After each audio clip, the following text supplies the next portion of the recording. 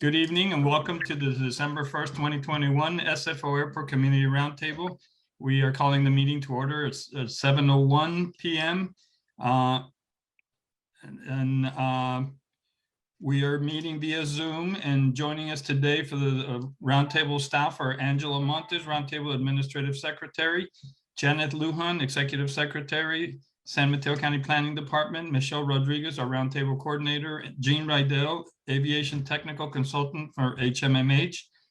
We also have Linda Wallner from Senior Aide from Supervisor Dave Pine, and Bert Gannog from the San Francisco Airport Noise Abatement Manager.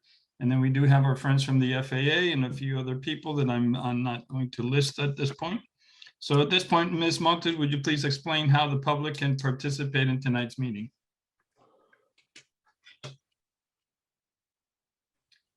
Angela, I don't Thank you, hear. Chairman Ortiz. For those attending the meeting on the Zoom video conference, we will use the raise hand feature in order to organize any public comment. During the general public comment periods, I will ask those members of the public who wish to comment to click the raise hand feature to speak on that agenda item. For those joining by phone, please press *9 to indicate your desire to speak. When you hear your name called, I will prompt you to unmute your microphone and inform you that you may begin speaking. You will have 2 minutes. And I hope that my audio was a little better there. Much better. Did everybody hear her okay? Yeah. Very good. And with that then we can move on to roll call. Is that Ms. Rodriguez? Is that who's doing the roll call? Or is it Ms. Montes? Ms. Rodriguez. Very good. Taking a quorum vote, roll call. City and County of San Francisco Board of Supervisor. No response. City and County of San Francisco Mayor's Office. No response. City and County of San Francisco Airport Commission. Good evening, Ivar. Thank you. San Mateo County Board of Supervisors is absent. CCAG Airport Land Use Commission is absent. Town of Atherton. Here. Thank you. City of Belmont. Tom McEwen, present for Belmont. Thank you. City of Brisbane. Terry O'Connell, present. Thank you. City of Burlingame. That's Ricardo Ortiz here. Thank you. City of Daly City. Pamela DiGiovanni, present. Thank you. City of Foster City. Sam Hindi here. Thank you. City of Half Moon Bay. No response. Town of Hillsborough. Al Royce, present. Thank you. City of Menlo Park. She's absent. City of Millbrae. No response. City of Pacifica. Here, Mike O'Neill. Thank you. Town of Portola Valley. Jeff Alves, present. Thank you. City of Redwood City. Jeff G, present. Thank you. City of San Bruno. Tom Hamilton, present. Thank you. City of San Carlos. John Dugan here. Thank you. City of San Mateo. No response. City of South San Francisco. Mark Adiego here. Thank you. Town of Woodside. John Carvel here. Thank you. You have a quorum. Thank you, Michelle. And with that, then we will move on to public comment. Ms. Montes, I'll hand it back to you. And as a reminder, I'm sorry, before we do that, a reminder to members of the public, this is the public comment that's for items that are not on the agenda. We do have a number of items that I think are very popular on the agenda. So I'm going to ask that you wait till that item comes up. And so I will interrupt you if that is what you're discussing. So with that, now let's go to Ms. Montes. Thank you, Chairman. And I would just like to remind the membership that we did receive 7 written public comments on items not on the agenda. Those were posted on the website and circulated via email. And I would like to remind anybody that is calling by phone that you may press *9 to indicate your desire to speak. But I do not see any virtual hands raised at the moment for items not on the agenda. Very good. I'll give it just a moment more to make sure that there are no public comments. And having none, then we will move on to the action item to set the agenda and approve the consent item. So I'll entertain a motion to set the agenda and approve the consent calendar. I will second Terry O'Connell. So I'm sorry, I did not see who was the motion. Widmer. Widmer makes a motion and O'Connell is second. Roll call, please, Michelle. Thank you. City and County of San Francisco Airport Commission. Aye. I'm sorry. Aye. Well, thank you. Town of Atherton. Aye. Thank you. City of Belmont. Yes. Thank you. City of Brisbane. Aye. Thank you. City of Burlingame. Yes. Thank you. City of Daly City. yes, Thank you. City of Foster City. Yes. Thank you. Town of Hillsborough. Yes. Thank you. City of Pacifica. Yes. Thank you. Town of Portola Valley. Yes. Thank you. City of Redwood City. Yes. Thank you. City of San Bruno. Aye. Thank you. City of San Carlos. Yes. Thank you. City of South San Francisco. Yes.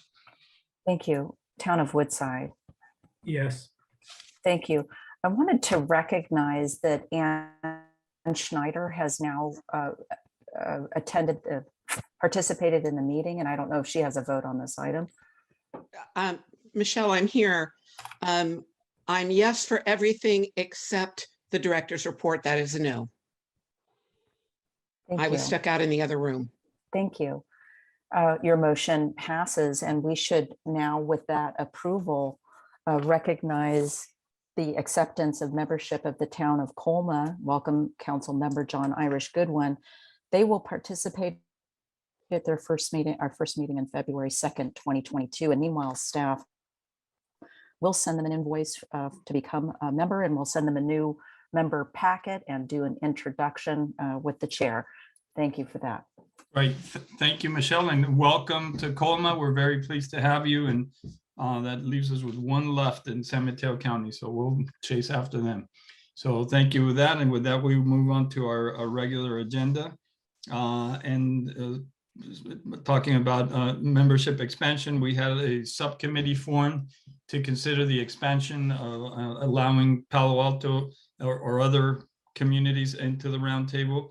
We had a number of meetings and came up with a recommendation. So I will pass it on to Michelle Rodriguez again to share the information.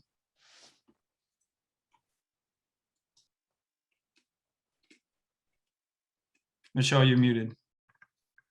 I'll go ahead and share my screen, and I want to share with you a presentation that was developed for by the subcommittee for the public meeting. Since the public meeting occurred, it's been updated to just reflect their discussion at that meeting and their final recommendation.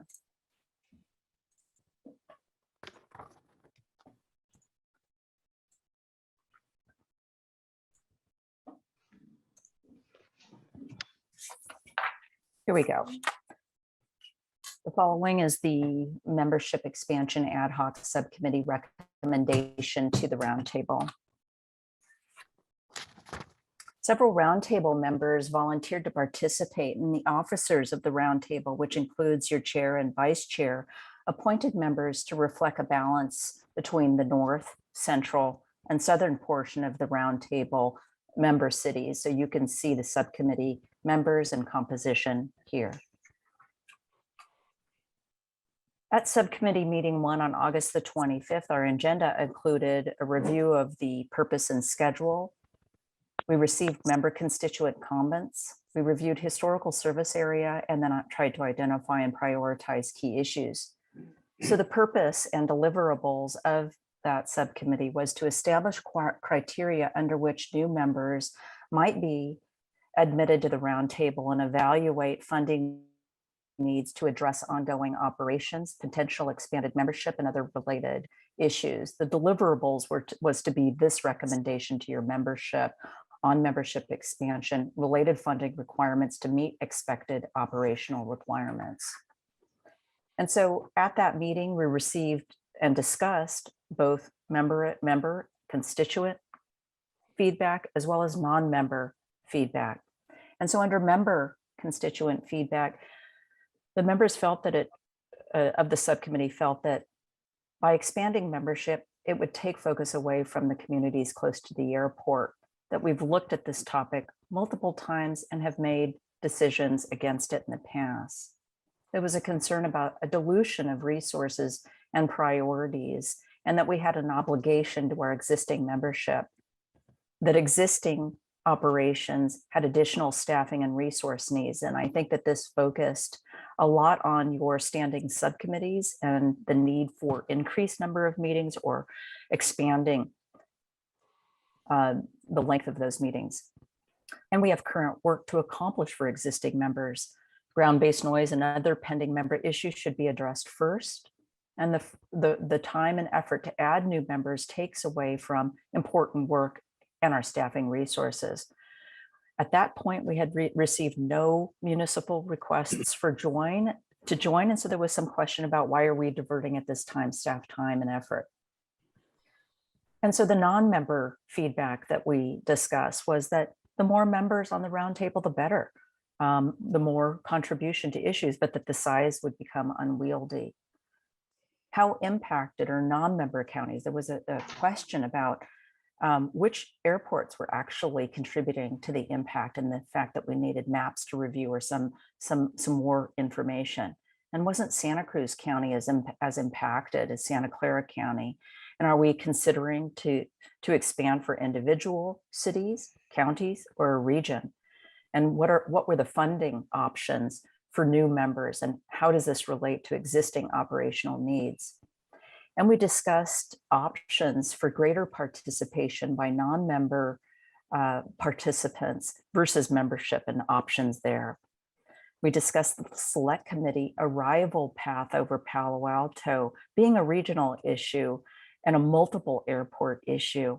And we discussed non-member support communications, including the 3 emails from Darlene Yapley on June 1st, the 22nd, and August 23rd, as well as the Congresswoman Eshu's support letter for expanded membership, which has been sent to each of you. Our service review, we reviewed the formation of this roundtable and the one-time expansion to address the impacts from the airport expansion at that time. There was a request for staff and the consultants to develop a flight density map before and after the select committee to better understand the SFO airport and the combined SFO, Oakland, and San Jose flight path densities. We discussed the need for a regional airspace entity, and we discussed our ABAG and MTC meeting with myself, where we discussed their interest in hosting a number of meetings on regional flight path issues, but they really wanted to have a defined topics that would be addressed and clarity around who would be attending that meeting and what was the expected outcomes. We discussed San Mateo County's contribution in terms of the membership fee that they pay to us, our staff services costs that we pay to them, as well as the costs that are not charged to us, including the IT, attorney costs, upper management costs, and finance department costs. We discussed staffing resource needs for standing committees and the need for more attention on certain topics such as ground-based noise, alternative metrics, implementation of night hush, and Gbass.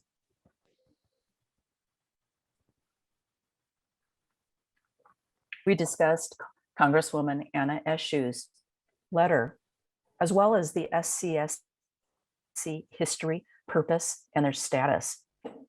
At that time, no letter had been received from the city of Palo Alto or other non-member cities. And we discussed adding new members. What were the options? Single city, multi-city, multi-county, one county, and how would that effectively operate and be done? We discussed the appropriateness of any one single jurisdiction having multiple roundtable memberships. And we discussed in detail the 6 requests from the city of Palo Alto for membership, as well as the past issues that we considered and the reasons for denial. We discussed the pros and cons of membership, budget, thought leadership, regional airspace, MOU modification, and noise mitigation exclusion. And in conclusion, the 3 large topics that came from that was that from an expanding membership standpoint, we felt that it took away from addressing noise effects to communities close to the airport, and that with limited staff resources, and that we'd like to focus on the strategic plan and work plan priorities, that we should focus on existing membership from the standpoint of what are the increased staff time and resource needs to meet what the roundtable would like to have achieved, and that we should encourage the 2 towns, East Palo Alto and the town of Colma, to join the roundtable, and that it's a regional flight issue. There's a need for regional airplane noise effect discussions and solutions, and that SFO arrivals affects multiple counties, not just a city. So at meeting number 2 on September the 29th, we did the flight path review and we discussed member equity.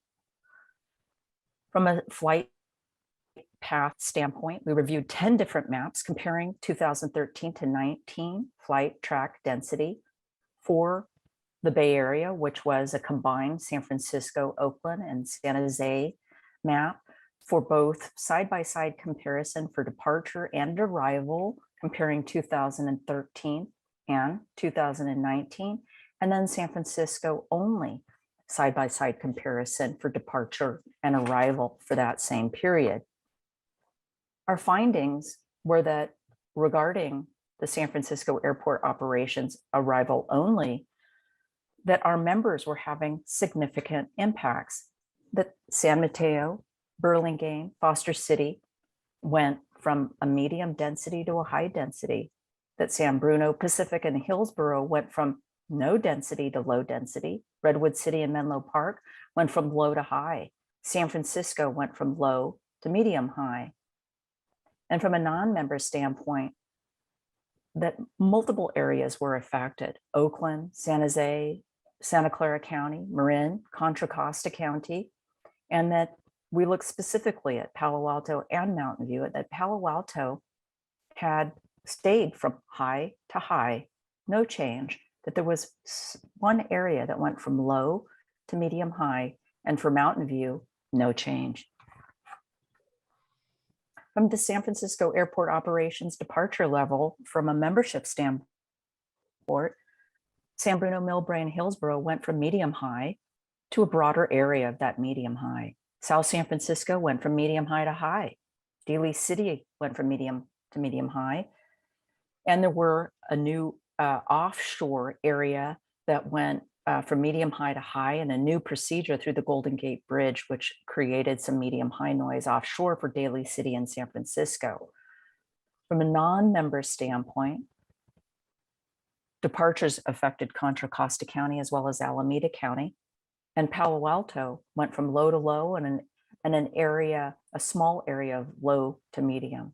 Mountain View had a low and impact area from a very small, I guess it was a municipal airport just north of them that was creating low medium. One of the comments that we heard at the public review meeting was that these flight density maps did not address decibel levels. And so I will say to you that following that meeting, I got the airport noise monitoring reports from SFO staff. And of course, this includes, we're looking at noise event thresholds of 52 dB during the day and 50 dBA at night. And what we can say is that from an aircraft CNEL standpoint, our member cities, such as Burlingame and Millbrae, exceeded that threshold, and Palo Alto did not. That from an LMAX standpoint, our member cities had numbers up in almost 80, 77 and 80, whereas Palo Alto was down at 60. And then finally, I'll say just from a plain height standpoint that Daly City had heights up to, between 2,500 to 6,000 feet, whereas Palo Alto had between up to 5,000 feet. So we have since had a chance to look at that information. And going on to subcommittee meeting to equity discussion, we discussed equity from a member standpoint and a non-member standpoint. From the perspective of the subcommittees, the equity is representation of members inside the 65 CNEL contour because of the significant effect or the noise event threshold that I mentioned. We need to address existing member noise effects such as ground-based noise, adequate noise metrics, and noise mitigation. And we reviewed the Congresswoman Spears letter of September the 29th, which was not in support of membership expansion. From a non-member equity standpoint, the subcommittee discussed that non-members feel impacted by airport noise, and they don't feel that they have a viable and credible way to address their concerns. And they feel that the San Francisco Roundtable is a viable and effective at addressing noise, and that the SCSC Roundtable's ongoing operation at that time is unclear. And staff did update the subcommittee about its current decision to stop operation at the end of December. They felt that that those non-member cities can and do provide their own input about noise directly to the FAA, to SFO staff, the NAC, to two roundtables, as well as able to afford their own aviation consultant. I think there was some question about how to harness the knowledge base, their experiences, and advocacy, and that continues to remain unclear. The conclusion was that the next gen narrowing of pathways originally might have been brought up by Santa Cruz County and Santa Cruz City of Santa Cruz. And so should we be discussing this with them? The conclusion was that member cities are clearly affected by next gen and that we should focus on our existing and updated work plan, our staffing resource needs related to our member noise effects. But there is a concern that the Gbass project may further affect flight density, that there's regional arrival and departure noise effects beyond the scope and role of this roundtable, that members inside the 65 CNEL contour are impacted significantly, and that some flight path issues are regional and affect multiple counties. The conclusion from an equity standpoint is that we should focus on our purpose, values, and member cities, focus more fully on existing standing subcommittee work and member issues, and that we should recognize that there is a need for a regional roundtable, and that we are not that regional roundtable, but that we may participate in regional air discussions, and that the SCSC roundtable was organized for South Bay counties with a distinct role and responsibility, and that role is not the San Francisco roundtable role and responsibilities. We discussed a number of communications received in opposition to expansion. I mentioned the Spears letter, and then there was a number of letters, to I think 10 letters that we received from folks in Hillsborough, Burlingame, and San Mateo. And then we discussed the requests to become members from the city of Mountain View, the Darlene Yapley communications from October 20th, the 23rd, November 5th, as well as Peter Grace's November 16th communication and Elizabeth Lopez's November 17th. On a third meeting, we discussed the recommendation to the members and discussed the public meeting content and what we wanted to do. They wanted me to complete a public presentation, which you're viewing essentially now, providing an overview of the meetings to date and a draft recommendation for public feedback. We did want to include in the final recommendation, which is included in your staff report, the need for more staff time and some options there to meet existing member demands. They wanted me to approach the town of Coleman, East Palo Alto, which I've been working on, and express support for South Bay Roundtable and regional airspace entity.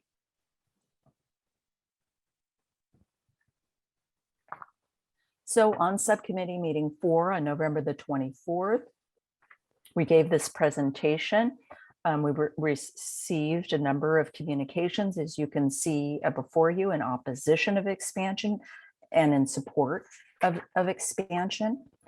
We discussed the subcommittee members, not supposed to be north, south, center, south, south, and their June 2nd vote on whether they were at that time supportive of initiating this subcommittee process to create criteria for expansion, and their current vote.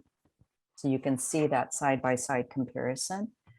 And then we heard from subcommittee members about the process and why they were voting the way that they were. And I think I think I should ask the chair now, do you want me to review these, or shall we just go to the final conclusion and Let's just move on to the final members, conclusion. speak for themselves? Sounds good. This has been a pretty heavy presentation, so I think it'd be good if we move it along. Right. And so the recommendation is no amendment to the existing MOU. Continue to focus on the existing member communities the most affected by significant noise exposure. Encourage the formation of a regional roundtable. Update the next work plan and budget to address the level of service demand that you'd like to see, and encourage the SCSC roundtable to continue to flourish to address South Bay counties. Thank you. Okay, thank you, and thank you, Michelle, for all the hard work. That was a great presentation. And I want to thank the subcommittee members. We spent a lot of time, and I think there was a pretty sincere effort in reviewing the merits of this request. And with that, I'd like to open it up to any of the members of the subcommittee who would like to comment. We did not read the comments that they had written down. So any members of the subcommittee that wish to make the comments, just kind of explaining a little bit of their thought process. And I don't see any raised hands. So with that, I think staff, I think Michelle has explained it pretty well. We really did spend a lot of time reviewing all the issues and trying to figure out if this made sense. And I think we've arrived at a pretty good recommendation. So with that, now we can open it to members of the public to see if we have any members of the public who wish to comment on this item. Thank you, Chairman. I do see Member Schneider's hands raised. I also saw Terry's hand go up for a second, but I'm not sure if you want to go back. Oh, let me go to Member O'Connell because she was a member of the subcommittee. And so if you have something to say, I'd love to hear it. I put my hand down because I was just going to say that I think we should hear from the public before any conclusion statements should be made by the members. Very good. Thank you for that. And Member Schneider, your hand is up. Do you wish to comment now, or do you want to wait till after the public comment? Comment now. It has to do with one of the 2 pages of the slides. Okay, please. So I think it was from your meeting number 1, and it talked about the mapping that you've done. That seems really intriguing. I haven't attended any of these meetings, but I wonder when you looked at any of the mapping of flights, if you did alternate flow days or any of the alternate flights, because lately alternate flight paths have been happening in perfectly good weather. And that's when either 19 or 1 are used and the planes are directly over Millbrae, a portion of Burlingame and Hillsborough. I really don't have an answer to that. Michelle, do you have an answer? Jean should be answering map questions since HMMH created them. Sure, I can answer that. We looked at a full year of flight track data and we put it all together so we didn't separate out the opposite flow. days from the normal flow days. So it was all in there, but it's a density. We use density maps, which showed the predominant flight paths, which would be also on the normal, non-opposite flow type configuration. So we did not pay any special attention to the opposite flow. Thank you. It doesn't have to be tonight, but I would like to know the height or the altitude data, the way Michelle presented it for the other cities, because I'm getting all kinds of complaints from my residents of just how close those planes are to us. But that's for the future. Thank you. Nice report. Thank you, subcommittee. Thank you. Okay, and with that, we will open it to members of the public. And again, this is for the presentation only on this item. Just a reminder, and Ms. Montes, I'll hand it to you. Thank you, Chairman Ortiz. I do see 2 hands raised at the moment. I would like to remind everyone calling by phone that you may press *9 to indicate your desire to speak. And I will first call on Mark Scholl, followed by Liz Lopez. So give me 1 second to share my screen.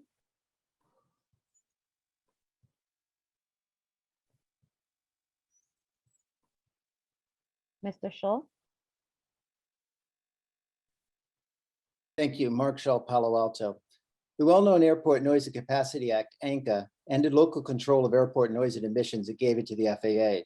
But court challenges preserve the ability of airport proprietors and only airport proprietors to initiate or change arrival and departure procedures. This is defining the FAA's Aviation Noise Policy 2000, which remains in place today. This policy states, quote, where runway use, flight procedures, or air traffic changes are proposed for noise abatement reasons, the FAA relies on airport proprietors to submit requests for such changes. Consistent with this policy, the FAA does not initiate noise abatement absent an airport proprietor's request. In other words, non-airport proprietor-sponsored roundtables simply have no standing with the FAA and have no path to do anything whatsoever. This is why they don't exist anywhere else but San Francisco, where they originated as a feel-good rationalization for its county-only roundtable structure. A membership process, this roundtable has gone from accepting new members within a single meeting to a county airport-only process, to a majority member process, to a supermajority member process, and now to a closed supermajority member process. Open-mindedness is irrelevant. The process and its administration admit but a single outcome. Finally, 25 years of rejecting Palo Alto is bad enough, but please not the same ABAG recommendation you have made every time since 1997. In one of the few times the MTA and ABAG responded to this, they wrote, quote, these agencies address regional matters involving certain transportation and land use matters. With respect to aviation matters, however, neither of these agencies have any authority. They instead pointed back to the airport because, quote, airport proprietors have forums to address airport issues. After Palo Alto's 2014 rejection, ABAG did not even respond to your recommendation letter.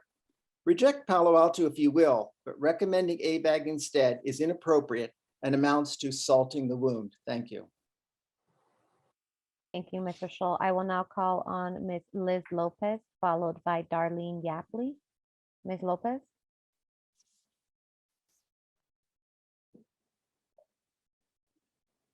Hi, I'm a member of SCREAM, a San Francisco residents aviation group. I was disappointed to read Representative Spears' letter saying solve the airplane noise problem for existing members before expanding the membership. And then I was further puzzled that Colma and East Palo Alto have recently become members. So this seems counter to what Spears said and also what the roundtable is claiming, in that adding new members would be unwieldy and dilute existing plans and priorities.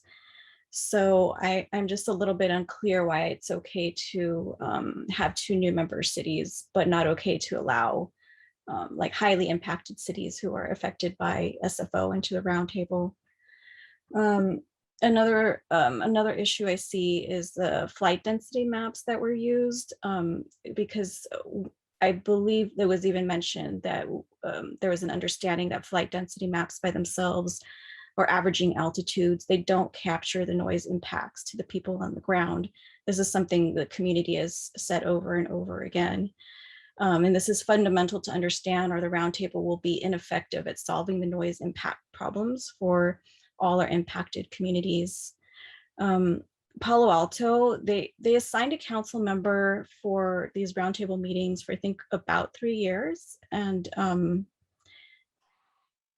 we should all really hope that our own cities would show that same determination and commitment to represent their residents. I've attended roundtable meetings for many years, way too many years, and have collaborated with the Palo Alto advocates. I just don't see a dilution or change in focus of the roundtable if Palo Alto was allowed to join. I see further strengthening of the roundtable's existing efforts, and that is good for all our impacted communities, whether they're near or far from the airport. Thank you. Thank you, Ms. Lopez. I will now call on Ms. Darlene Yapley, followed by Ms. Rebecca Ward. Ms. Yapley? Why are we seeking membership again? Given the harmful impacts of NextGen, we have hope that fairness, equity, and justice could prevail. The bylaws state established to address community noise concerns from SFO operations. Hope, transparencies.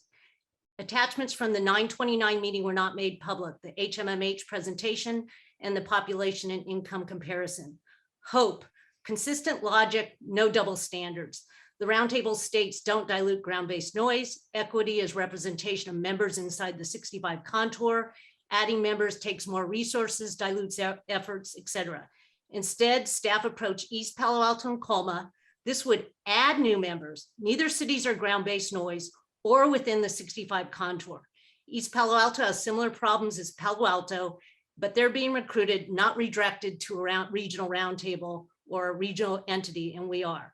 Hope, use accurate data-driven approach to analyze the noise impact differences. Done correctly, this would be select criteria for new members to avoid opening the floodgates and diluting plans. Such criteria would be used, but are not.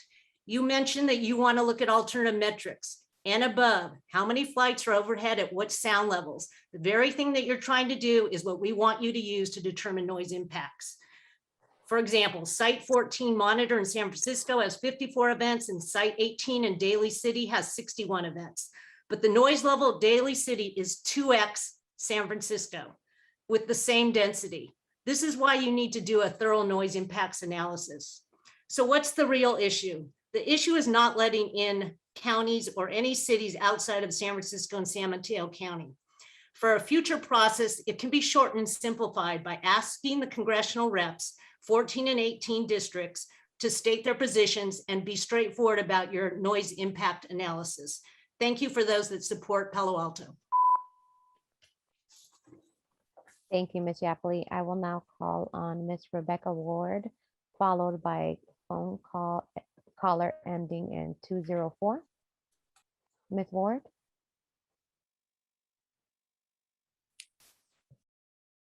Good evening, and thank you for allowing me to comment. Data presented to this body and to the ad hoc subcommittee clearly shows Palo Alto is severely and negatively impacted by SFO operations. During the June meeting, both the airport director and Chair Ortiz noted this. The noise and concentration of SFO arrival traffic in Palo Alto is not a regional issue. It is an SFO airport issue. Airport Director Sotero noted this in his June comments. This body has a long history of making decisions that impact Palo Alto without Palo Alto having a seat at the table. That's just not right. Adding Palo Alto as a member is not dilutive. We have the same problems as some of your members also have.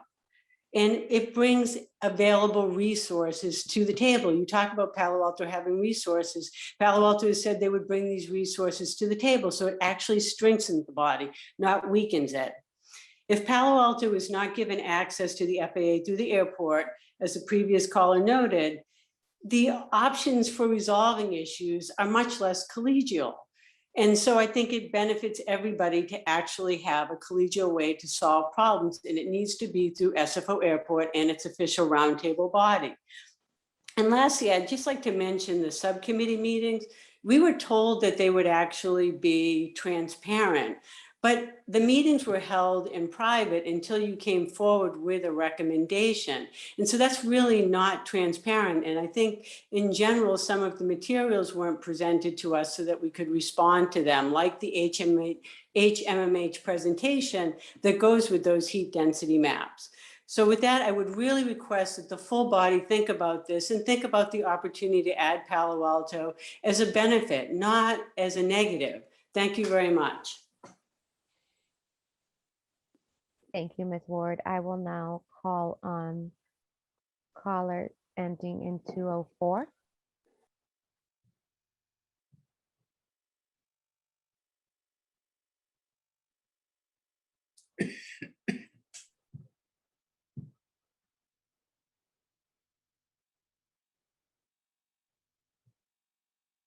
May you unmute your line and you may begin speaking.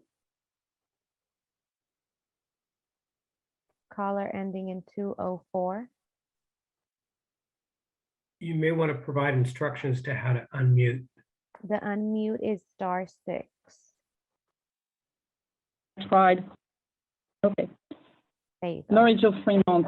The committee did not discuss criteria to admit new members as they were tasked to do. Instead, they reached odd conclusions. Without defining regional noise, the committee claims that Palo Alto cannot join because it has a regional issue that's beyond the scope of this roundtable. If Palo Alto has a regional noise issue, surely East Palo Alto has one too. So why is the roundtable asking East Palo Alto to join? The presentation implies that regional issues of noise outside San Francisco and San Mateo counties. If that's the case, then this roundtable should not work on any departures or arrivals, including Gbass, given that these affect other counties like Santa Clara and Alameda. Except for ground-based noise, all roundtable members have regional noise. And if regional means noise caused by more than one airport, then several roundtable members also have regional noise because they're affected by other airports like Oakland or Sao Carlos. Equity and justice were also redefined as meaning ground-based noise and 65 dB contours. Under these rules, the roundtable should have 5 members at most, if that. Committee members changing their minds because of equity and justice concern doesn't make sense. Remember what these members said about equity and justice in June. Before Jackie Spears sent a biased and misinformed letter before announcing that she won't seek re-election and before redistricting occurred. What's happening here is a narrow local version of the Republican representatives afraid of going against the party line if they censored Gosar. Rejecting Palo Alto because it's on the other side of the creek is plain discrimination. When everyone recognizes that Palo Alto is highly impacted by Sfo traffic, if the logic of the committee had been followed in 1776, there would be 13 states in this country addressing the needs of the existing members. The committee is asking you to vote for a county club. Not so long ago, Jewish people, Black people, or women couldn't join clubs. You can choose to be a county club or to be a roundtable with representation of highly impacted cities. Thank you for supporting Palo Alto. Thank you, Ms. Fremont.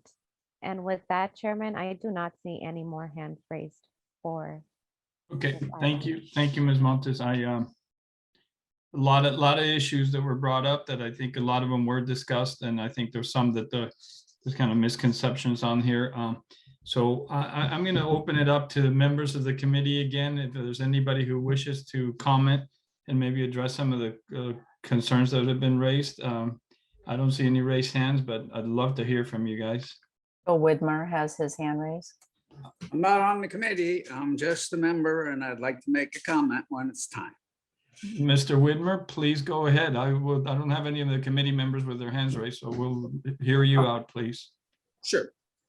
First off, I'm a little disappointed with where we went and how we got there. First off, I'd like to thank the subcommittee for all their hard work. They had a lot of meetings and things like that. So thank you for your time and the way you looked at things. And you know, I know that you feel good about what your decision is, and I'm on the outside. However, you know, when we first talked about this, there were a number of issues that were brought up, and they were on chart 4. Well, we don't have enough money because we don't have enough resources to do really what we want. Well, that can be easily solved. First off, we can charge a little bit more for being a member, or we could charge an entrance fee of a substantial amount for any new members that we choose to bring in. Secondly, I was surprised that we went out and actually recruited some people when some people were asking to be part of it, but then we had to go to Colma, for example, and make a presentation to say, please join. That just really surprised me. Now I voted for it, and I think that they should be a member. I think East Palo Alto should be a member. But it was somewhat ironic that we did that. Secondly, one of the big things that came up from our member up at Millbrae, well, it's going to take away the focus on the people that are near the airport. Well, that could be easily managed as well. We could have come up with procedures for that and made sure that in strategic plan we covered that. However, we've got to make sure that as we're changing some of the flights or adding density to the flights in areas such as coming over Palo Alto, coming over Menlo Park, you guys keep forgetting, by the way, the 65 dB area also goes over the eastern part of Atherton, which kind of irritates me because it's right over my house and right over Lindenwood. So, we need to recognize that Atherton is also included in this. We're getting not only the noise, and it may not be as much as people running up their engines in the middle of the night. Okay, I give Ms. Schneider her due. However, we do have substantial amount of noise, and the density of the number of flights that come over here, based on the maps that have been shown, are continuing to get harder and harder. And they're not regional flights. There are flights that are going to San Francisco based on the maps that are presented. So I do think that, there should have been a little bit more discussion on this. The Palo Alto people, who are only limited to 2 minutes, come with substantial resources and come with substantial, investigation that I think add a lot of value to the discussion here. And maybe another way is to give them a little more time. I don't know, maybe I need to start yielding my time all to them. But I do feel that, limiting them to 2 minutes is really not giving them their due, especially with all the work they are. I will make a comment also. I don't know who wrote that letter for Jackie Spear, but she didn't write that letter. Okay, there was too much technical detail in her for her to write that letter. And I thought that it was all one-sided. It was probably written by somebody up towards the airport. And, and I just don't think that was right. Whereas on the fact that ANSU wrote a letter and it was general, okay? I thought bringing in things like Mountain View and other places, I thought that was a little push. But I do think that some of the issues that we brought up initially when we had our initial conversation back in June could have been very, very easily handled, and they weren't. We diverted and we went over other things, and so I'm disappointed in the output. When it comes to a vote, I'm going to vote no. If the thing is don't let them in, and because I think it's wrong, and I'm in the same boat that they are. Our noise is getting more. There's higher density here. The communities in the South Bay, we're saying here, we want to focus on the communities that are up at the airport. We're supposed to be focusing on every community. And the communities in the South Bay deserve just as much due. And I'm disappointed that we even had comments in this that says, oh, we're just going to focus on the North Bay. And so that's my comments. I appreciate you listening and putting up with my issues. Thank you very much. Thank you, Mr. Widmer. I see, I think Mr. Hamilton was up next, for Mr. Hamilton from San Bruno. Thank you. Mr. Widmer covered a lot of my points, so I'll try not to be too repetitive. But the biggest question that watching the presentation was, why did we just let Colma in? If we look at the primary feedback, there were lots of different reasons presented for why we should not expand membership to include Palo Alto, and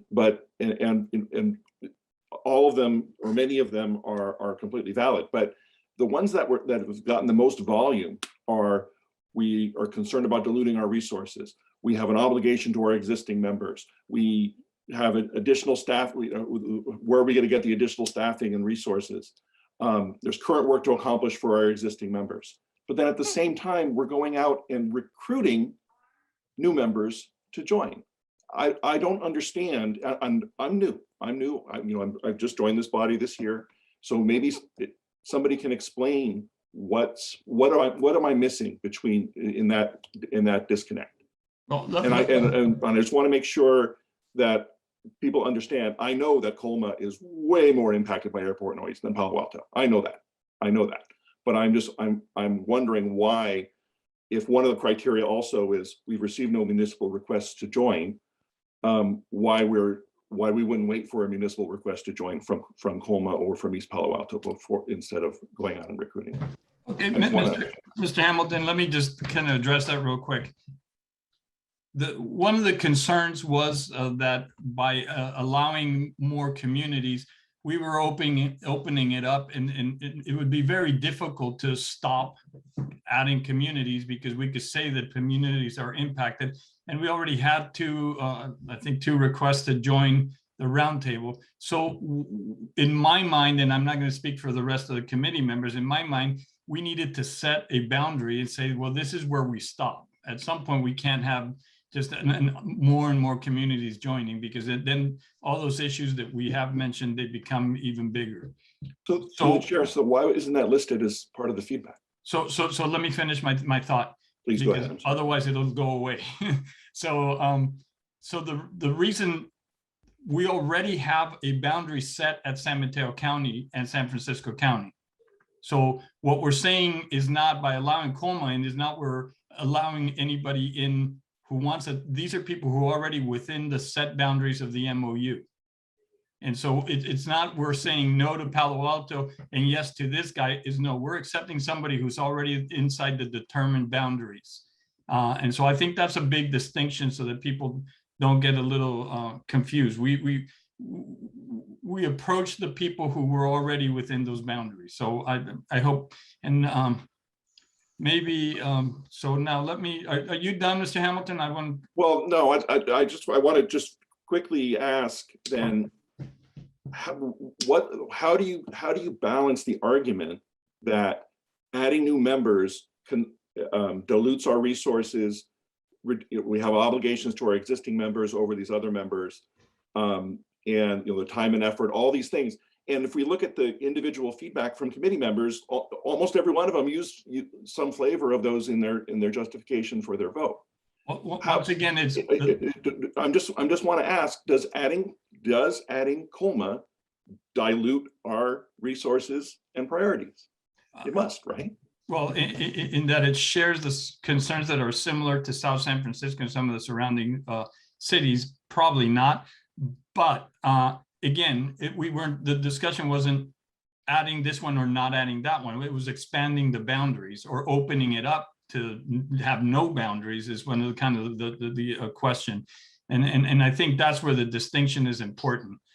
We weren't picking one over the other. We were, I understand that. Our mandate and it wasn't an either or type of deal. No, it was our mandate was, do we open the borders or do we not? Or do we open the existing borders? So I hope that helps a little bit, but it does. All I'm saying is that the using the dilution of resources argument and all of its various flavors, because it's mentioned in various flavors in several bullets, it's a really bad look to do that, especially on the same night that we approved a new member.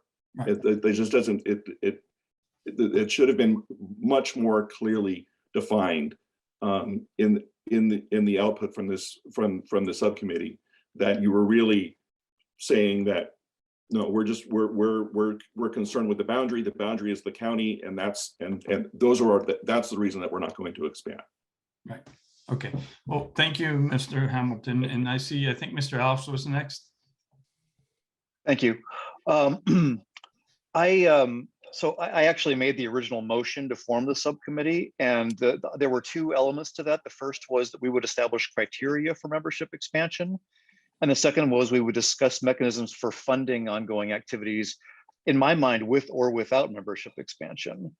And I'm a little concerned because none of this, to me, addresses, at least what I've heard doesn't address either of those things, because the only criteria that I've heard is that members should be within the county, which is the original MOU area. And I thought we were discussing what would actually be a framework for deciding if on a case-by-case basis, towns outside that boundary. And I don't hear that. And so maybe that's in there somewhere and it just isn't being communicated. I don't hear it.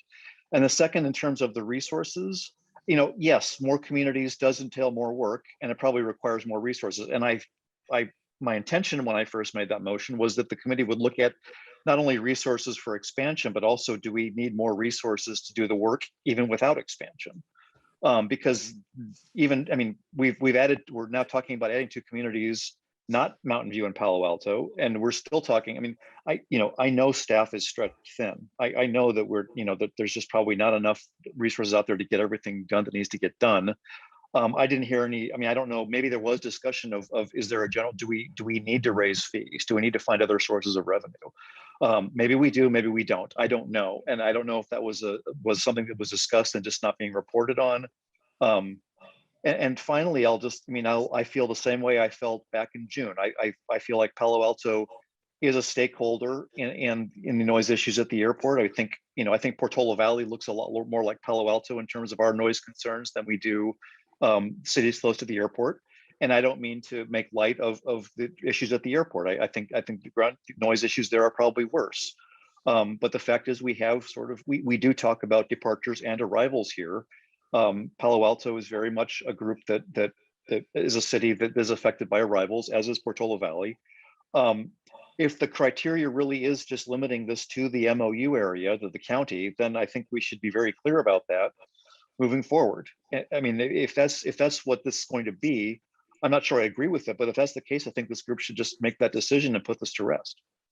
And so again, I have supported Palo Alto's addition before. I support it now. I do thank the committee for your work. I know this is a lot of time and effort you put into it, so I do appreciate that. Those are my concerns with what we're hearing tonight. Thank you. Thank you. Thank you for your comments. I think next was Member Snyder from Millbrae. Thank you, Chair. Going back historically for the new members, we did lose some city membership during tighter budgets. I think Half Moon Bay was one of those that then came back. I can't remember if Colma was one, but East Palo Alto was definitely a member of the Roundtable, and then during tight budgets had to drop out. And I know that I have been working with East Palo Alto and Colma to have them rejoin for years. And in Colma's sake, they're the gap departure. In East Palo Alto's sake, they are arrivals coming up the bay, but they are also one of our few communities that are absolutely recognized as a community of color, as a community of concern. And when you look at the tools that give us any power at all, of which we have almost none, to work on noise issues, the pollution that is dropped on those cities, including Foster City, as the airplanes come up the bay, are another tool in our toolkit. So again, this is not something new. This was not something done, at least in my book, because we've been working on it before our current staff. James was working on this. James and I were working on this at least 4 years ago, plus trying to make sure that Half Moon Bay remain on the Roundtable. And then just one comment, and I'm sure it wasn't intended that way. Millbrae has stayed out of this. Millbrae has done no formal communication or informal communication with Congressman Spears' office. So saying that some city up in the north wrote it for her, I would only say that the office has always had Kathleen Wentworth, a former pilot, and has the technical knowledge to draft those letters. Thank you. Let's move on to Member Hindi from Foster City. Vice Chair Thank Hindi. you. Thank you, Chair Ortiz. And let me start by thanking members of the public for their comments and also members of the Roundtable. Look, I hear the frustration and the members of the Palo Alto community because of the request being rejected once again. But I have to tell all of you that this issue was given serious consideration by the entire subcommittee.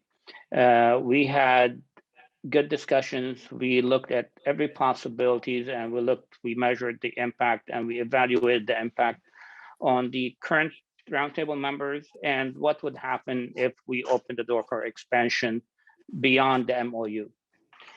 For me, it was really the biggest challenge for me was the criteria that fits Palo Alto, and I said that earlier in June, that definitely Palo Alto is highly impacted by next gen. That's a fact. No one is disputing that. But if I take that as a measure to whether to include Palo Alto, then I have to apply the same criteria, if you will, to other communities. And I could tell you with full confidence that communities as far as Santa Cruz has been highly impacted by next gen. So would that mean if we allow Palo Alto to join, this is not, I'm saying Palo Alto because Palo Alto was the one who submitted the letter to join and the members of the community advocating for Palo Alto to join. But it could apply to any other city, to any other community. And it really becomes challenging. How big would you have the roundtable? How are you able to function and run a meeting and with the expansion of who is being impacted by Sfo? It's really a lot of communities beyond what we have in our membership. And I heard Palo Alto, members of the community advocating or proposing that the criteria could be contiguous, cities. But that also really is not fair because it's, if you will, it's tailored and custom to allow Palo Alto to get in, not everybody else's who is impacted. If we are dealing with noise, and if we say in this community is impacted by next gen noise, then why won't we let the other community that's as far as Santa Cruz be part of the roundtable as well? With that also, like I said, Palo Alto definitely has been highly impacted by next gen, but so has also members of this community roundtable as well. I mean, the level of noise exposure and noise pollution that happened post next gen is tremendous to all members in our roundtable. So it really wasn't, for me at least, nothing that I'm not dismissing or negating. I was one of those, if you remember, who was advocating to have the discussion, advocating to have the hearings and see if we can do this. But once we dove deeper into it, really there's a lot more things that we have to tackle. And for me, again, the biggest issue, how big can you get it? And if I'm thinking based on noise, there are more than Palo Alto and more than Mountain View that could be added. So those are my comments at this point. Thank you, Mr. Chair. Thank you, Mr. Vice Chair. Appreciate that. And I think, yeah, you put it very nicely. I think we did struggle with that is, again, how to open it up and limit the roundtable. And we're talking, you guys were thinking about flights of approaching airplanes, but there's also the flights of the impacts of departing airplanes. So we would have cities to the north that would say, well, we are impacted too. So, so we've considered that. So with that, I'll open it up to Mr. Al Royce, who was one of the members of the committee. Thank you, Mr. Chairman. I appreciate it. First of all, I do want to thank Michelle and the staff for all the work they did. It takes a lot of time, a lot of effort, and I know they did it under time constraints, so I do appreciate it. And I also want to thank the public. You heard some of their comments earlier. You did not hear some of the comments of people who opposed it, but they had some valid and some passionate comments too. But the comments that were made earlier made this a tough decision. And the comments made by some of the members of this committee illustrate the difficulty trying to decide where the boundaries ought to be and what their criteria ought to be. Sam said it much better than I could, so I don't want to repeat what he said, but I do want to highlight a couple of things. One, Council Member Widmer, Jackie Spear, she may have had that letter written, but I do know for a fact, because she talked to me personally, that she feels pretty strongly about this issue. And it's exactly what she said in that letter. She is concerned that some of their communities may be overshadowed by stronger voices with greater resources, and they are most affected and they're not economically able to compete. That's a concern of hers. And she wanted that raised, a social equity issue. So while she may have had that letter written, I can assure you, I think she would stand by word, everything in it. Number two, I am still concerned about the funding. Councilmember Alpert, I think, made the comment with, I'm sorry, I maybe got the name wrong here, made the comment about this being a major issue for this roundtable, and it is. But I'm not sure that adding members without adding resources and adding staff solves our problem. Remember, our membership fees are pretty nominal. They ought to be increased. But I understand in these economic times, there's opposition to that. I think we charge, is it $1,500 a member? It's not very much. And San Mateo County underwrites a significant portion of this. I think they contribute around $250,000 or 220,000 or something like that. Michelle, you can correct me, but it's a substantial amount of money. And I the have not airport. seen, I'm sorry? The airport. The airport does. And San Mateo County contributes a lot of staff and they contribute resources. And I have not heard Santa Clara County step up to the line and offer to contribute resources or staff. And maybe they will, but I haven't heard it yet. But the biggest problem I had, quite candidly, was where do you draw the boundaries? We had Palo Alto.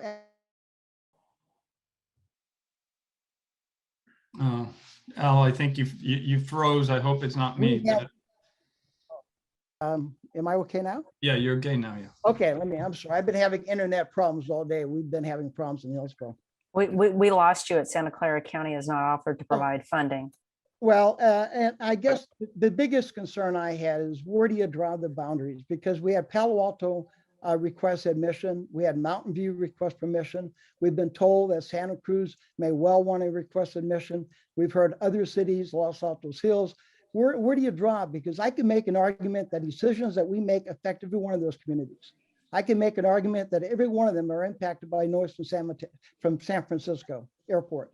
I can make the argument that they can add resources and input and knowledge just as Palo Alto can. So where do you draw the boundaries? And that became the issue for me. If we want to make this committee, this roundtable, a regional committee, then let's do so and let's open it up. But I don't think we want to do so. I think we want to keep it in a format that we can govern and we can manage and we can act on. Colma and Half Moon Bay, yes, they're already members of the county. They meet the membership criteria already. They were members in the past. They dropped out for reasons and we wanted them back. But that doesn't get to the issue of do we expand well beyond the boundaries of the county. And so it came down to me, where do you draw the boundary? And I'm not comfortable that we can add a member outside the county, the boundary lines, and then stop it there and be fair to everybody else. So, bottom line, this committee went into it with, I think, 6 out of the 7 or 5 of the 7 supporting it. They came out with 6 of the 7 opposing it. That should tell you something. So anyway, that's my thoughts on it. Thank you. Thank you, Mr. Royce, and thank you for your participation. I see Mr. Adiego, who has a lot of history to bring.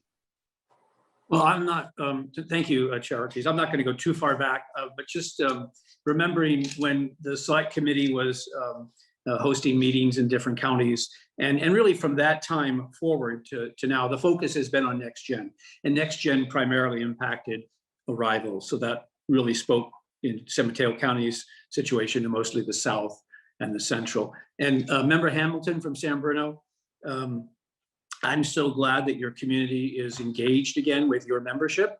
And I'm greatly looking forward to Colma engaging, because really the North County, the departure side of the equation has been pretty quiet for a very long time. And I think we need to get back to work, because as I sat in these committee meetings, looking at the potential of bringing on a new member with a focus that, again, was more South County and arrivals, I recognize that I've been deferring since NextGen to rival questions and a little bit to ground-based noise, which we need to ramp up. And I've been neglecting my community.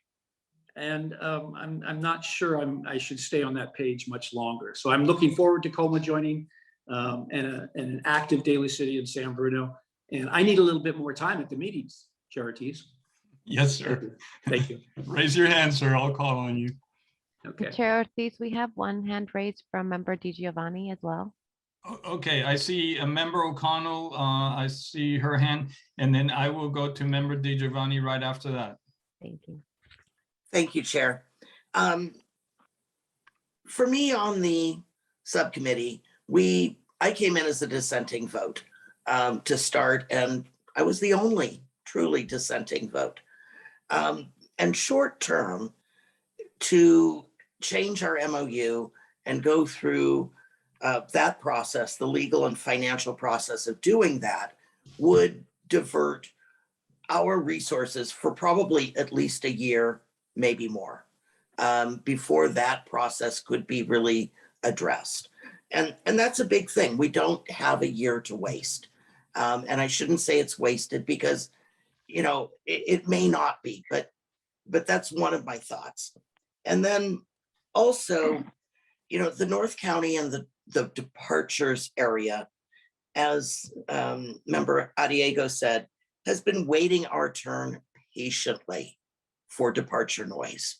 And departure noise is much louder, much more intrusive than arrival noise. Anybody who's been on a plane knows that. As you're coming down, you are not creating the same kind of noise as you are when you're landing, as you are when you're departing. There's so much more energy used, and energy is noise. So I don't think that adding the cities that were historically in our MOU are the drain on resources that may be for adding new cities and changing our entire structure. So Colma and East Palo Alto, yes, they should be able to join with limited staff and financial costs to this group. And so I do agree that they should be allowed to join. And I think a lot of the concerns that Palo Alto has will be mirrored in some respect by East Palo Alto's concerns.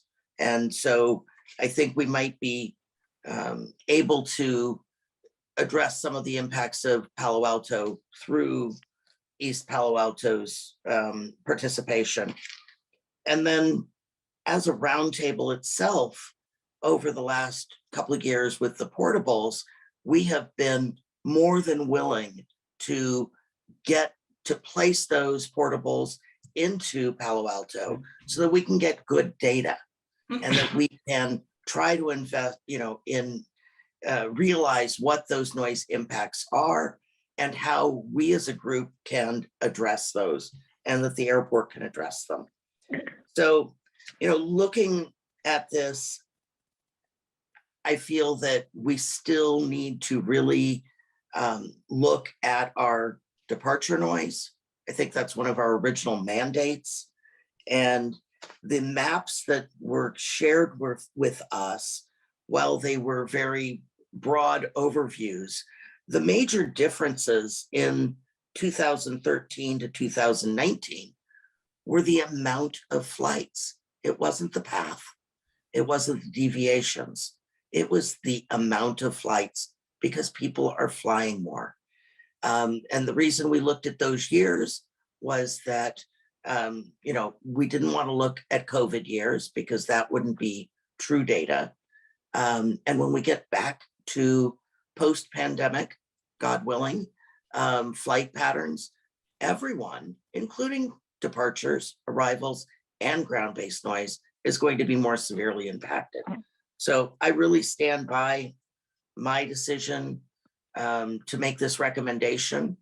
And I think that we also need to look at why the Santa Clara, Santa Cruz Roundtable was not successful in sustainability and why that county's financial resources were removed. Their reasons for basically not being able to continue. And I think those might be enlightening. So thank you. And I hope that you will support the recommendation from the subcommittee. Thank you, Member O'Connell. And with that, we'll go to the Member DiGiovanni. Thank you, Chair. As someone that obviously is connected Daly City and Colma, and as everyone addresses, but first let me just say thank you to the committee. Thank you to all the due diligence everyone did. I know it's not easy, and it's just like anything else, any other decisions we make as electeds or members who take it very seriously. We look at everything first before we make a decision. So that'll respect all the members of the board, the public. But I have to say, again, being connected to Colma and had asked Colma several times, you know, please come back because we share that airspace and the departure. And I mean, I'm like a half a block right now from Colma. So I know and I hear it, I see it. So I have to advocate on that departure side and welcome them back as well. And say we also starting to share a lot of our diverse community, which is our beautiful Asian and beautiful Latino communities, which is also expanding into Colma. So in that respect as well, that is another criteria that we need to recognize that and give them the their due and have their representations and their voices heard as well. And really thank everyone for welcoming East Palo Alto back as well, which has a diverse community, and our communities of color is so important. So with that, I just wanted to chime in and say welcome back and look forward to that we can finally get to that departure and everybody else's issues. I think we're all connected in this world, and we're here for a reason. And I'm very humbled and honored to serve with all of you. And thank you very much. And thank you for your time, Chair. And thank you to the board. Thank you, Member DiGiovanni. And just to be clear for everybody, the East Palo Alto is not a member at this point, and I don't think there have been conversations to go in that direction. But again, they are within their boundaries, so they would not require any sort of MOU amendment. So I see Mr. Widmer has some afterthoughts. Yeah, I took the time to go back and look at how many complaints we're getting out of Colma. The last two reports in here, their name isn't even listed. So I That's guess because the airport is not required to list them because they're not members. They do the reports for us. Well, unfortunately, they list all these other towns. And so I've got to assume that if there was a substantial number, they got Aptos, Boulder Creek, you know, Los Gatos, many other locations. Okay, so we're listing all of them. But Colma's not there. I know that those dead people probably aren't putting in too many reports, but you know, for the majority of the people that are essentially there. But I don't see, and I haven't seen, going backwards, seeing Colma listed as making a bunch of reports. So you know, look, I have no issue with it. I voted for it, okay. But you know, making a big deal about Colma with those issues, I just don't see that that's the case. And so I'll shut up about it. Okay, Mr. Hamilton, you had afterthought yourself. Yes, I think it's important to say, just since Member Winder said the same thing, I also am supportive of Colma. I just voted for it and supportive of them being a member. I just wanted to take a moment to thank Member O'Connell for her comments, because the whole dilution of resources and spending of time and all of that, all the comments in reading them had been focused on, and the way I was interpreting them was the work of the roundtable going forward in perpetuity would be diluted by adding a member. Nowhere in here really was it clearly spelled out that the work of having to go and amend the MOU is going to be a bunch of work it's a more short-term diversion, but that would dilute our limited staff in order to do that, and that is a powerful argument, but that was not clearly made in the recommendations. So I just wanted to point that out and thank Member O'Connell for pointing that out. Thank you, Mr. Hamilton. Yeah, I think that was an important point that Member O'Connell made. Member Snyder, you had afterthoughts yourself. I'm going to go back to the comment about the number of noise complaints. Now, in Colma's case, there's probably an airplane that you could assign a complaint to, but under the old system, not so sure about the new system, if they cannot track a plane to a noise complaint, the complaint is dropped. In addition, watching the people of Palo Alto or Kensington or Santa Cruz that have come to the roundtable since I joined in 2016 and hearing their frustration, we all hear it. For all of you, the community out there, we hear it and have had no power to do or very little power to do anything. It hurts. I know it's hurting you. It is hurting us. But what I have not done is ask my community to start filing complaints, because I'm only going to get them upset. So the number of noise complaints is not a true reflection of what people are experiencing. If you like, I can start doing that in January, but until there's a solution or even a pathway to a solution, why make people upset for something that they cannot change? That's the frustration of ground-based noise. Thank you. Thank you. Okay, I see Bert, Mr. Gnark from the San Francisco Noise Office that has his hand raised. Bert, if you'd like to comment. And Terry, I see you. I'll get back to you. Thank you, Mr. Chair. I did want to definitely state that all noise reports that we receive are reported, whether it is correlated to an aircraft or not. Okay, thank you for the clarification. Member O'Connell. I just wanted to interject one further comment. During our subcommittee reports, we did talk about funding and the need for additional funding, but we did feel, and we directed staff that would be something to bring up at our next strategic planning session to look at funding enhancements. So that was looked at, that we are chronically underfunded and that we need to have more participation from our member communities, and that may require increasing our dues or finding some other funding source. But at this point, we didn't feel it was within our boundaries to really look at exactly how much work needed to be done until it went through the strategic planning process. So that is something that staff was directed to and towards, and we came up with the recommendation that it should be handled at the next planning and strategic to look at our next year's going forward planning. So that's my only comment. Thank you. Very good. Thank you for that. And if there are no other comments, I don't see any raised hands. So if there are no additional comments, I would entertain a motion to approve the subcommittee's recommendation.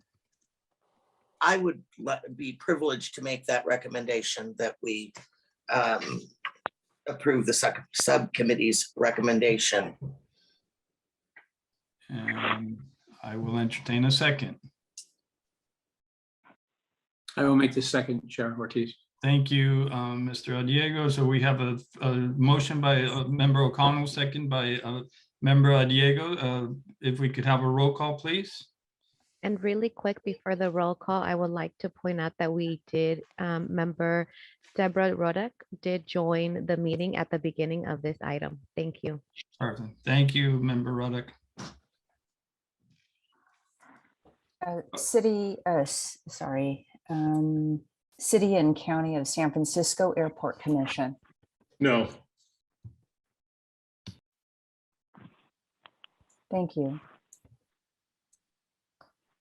Town of Atherton. No.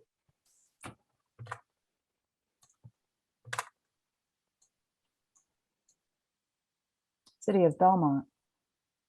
Abstain. Thank you. City of Brisbane. Aye.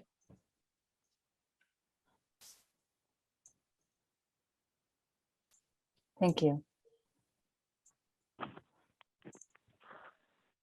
Yes. City of Burlingame. Yes. City of Daly City. Aye. Thank you. City of Foster City. Yes. Thank you. The City of Half Moon Bay. Yes. Thank you. City of Hillsborough. Yes. Thank you. The City of Pacifica. Yes. The City of Millbrae. Yes. Thank you. City of Portola Valley. No. Thank you. City of Redwood City. Yes. City of San Bruno. No. Thank you. City of San Carlos. Yes. Thank you.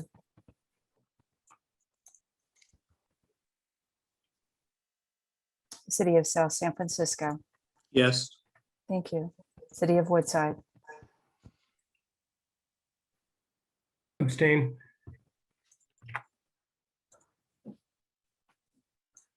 With the 2 abstention, the motion does not pass. Good. Thank you, everyone.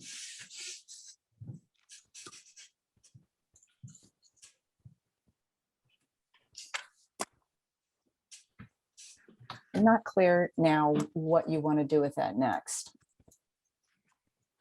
Ricardo, you're on mute. Sorry, I was saying some really brilliant stuff. So I'm not sure what we do next. So I guess we could entertain a different motion and we could vote on a different motion, or we could just table this because really I'm not sure. Go ahead. Linda, what are you saying with the abstentions? Linda also has a comment on the abstentions. Okay.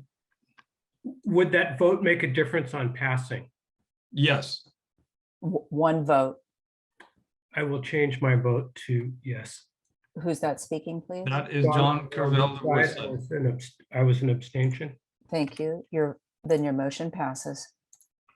Okay. So with that, then we will, Mr. Whitmer, I see you have even a further afterthought.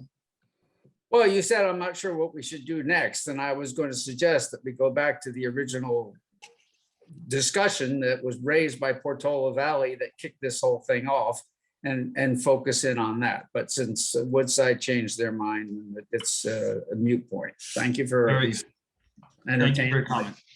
Okay, so with that, the motion passes, and we will now move on to item number 6, which is the chairman's update, and I do have a few items. I want to first remind members or ask members of the roundtable that when sending communications to airport officials, FAA or otherwise, to be very crystal clear on who you're representing, and make sure that that it's crystal clear that you are not representing the roundtable unless it's been approved by the membership or by the myself or whoever the chair is at the time. We have had communications that were, I would say, ambiguous on what capacity the writer was sending them in. And I just want to ask everybody to be please very, very careful. We do have some relationships that I'd like to protect. That I think it's important that we're careful with our communications. With that, I'll move to, we are celebrating our 40th anniversary as a roundtable, which I think is a very big event or big accomplishment.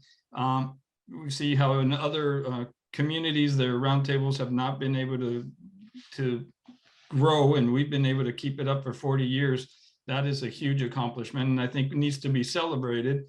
However, we do have some restrictions right now as far as in-person celebration. So we have decided to delay that celebration. And so hopefully next year, Omicron willing, we are able to do it in person, and we can do a nice little get together. So I'm looking forward to doing that next year. But I just want to congratulate everybody and those who've been members for a long time on what a great accomplishment that is, because we've not only survived, but we thrive. So thank you. Now, I've been told by Michelle also that the San Mateo County Council has requested from the FPPC that they reconsider their determination that Roundtable is a public agency. And the reason that's important is because it forces all of us to file an additional Form 700. Most of us file it, or we all file it with the cities, and some of us have to file it with the regional boards that we belong to. This would be an additional Form 700, and we're trying to avoid that. Michelle, did you have anything else on that? Just that our request for reconsideration is being considered. We will give you more detail at the February roundtable. We think by then we'll know it. But even if they did make that determination, it wouldn't be until the next 2022, because it'll take us some time to comply anyway. So not to worry at this point. Very good. Does anybody in the membership have any questions or any thoughts on what I just said? Did you want to update them on the technical working group? Oh, I'm sorry. I missed that one. So technical working group. Yeah, we met with the technical working group and had, it was primarily a Gbass conversation. We had presentations on some of the innovative approaches that are very encouraging because I think many things that were said, and I think you'd have to get into the nitty gritty to understand it, but their consultant was fabulous. He did a great presentation. And we decided to focus on the innovative approaches that do not show any change in noise or do not show any increase in noise, only reductions in noise or that stay the same. And so somebody needs to mute it. Anyway, so we had some great presentations. And then HMMH will start reviewing some of those innovative approaches and we report back to us for the next technical working group. And then with that, yeah, now I'll open it up to membership and see if there's any questions or any thoughts. Anyone who's in the technical working group, if you would like to comment on some of the outcomes, I think, and I think especially for our friends from the South Bay, these innovative approaches will have some impacts on your community. So when we talk about our focus, I think the Gbass will primarily impact arrivals, and I think that's a good thing for some of our friends in the South. Any thoughts from the membership? Mr. Widmer. Sure. Sorry to monopolize the time. I thought that the presentations that we've had and the maps that were shown were excellent, and I appreciate the the staff coming back and putting those things together. I thought they were very, very helpful. So I thought they were very productive meetings, and thank you. Thank you, Mr. Whitman. Thank you for participating. Vice Chair, I see your hand raised.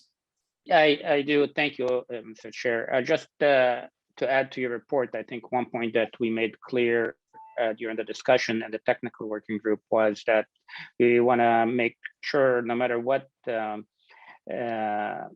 procedure is being developed, not to have any noise shifting from one community to another. So that was an important point that we have made. I think the public and members would like to make sure that they do that, understand that this is goes part of the what the roundtable has decided at prior time, that no noise shifting will happen to any procedures. Thank you, Mr. Vice Chair. Now that is very important. That is one of the basic tenets of the roundtable, is that we would not support anything that has noise shifting, which is why some of the innovative approaches that had or appear to have any noise shifting, we've put in the back burner until we can address some of that and kind of understand that a little better. But we are moving forward with ones that don't have it or who have that show actually a reduction in noise, which was a number of them. So thank you to the airport staff for that presentation. It was wonderful. Any other comments from members? Having none, we will move on to our item number 7, San Francisco Airport Commission update. And I think it's our airport director, Mr. Sardaro. Right, thanks, Chair. A couple updates. First is regarding traffic at the airport. We did see a pretty strong Thanksgiving weekend, all things considered, with the virus, and our largest numbers to date of about 50,000 outbound passengers. We passed that threshold first time since the start of the pandemic. That still puts us at about 60% of our pre-pandemic volumes and behind almost all other large hub airports in the US. Apologies, someone chose to print while I'm talking.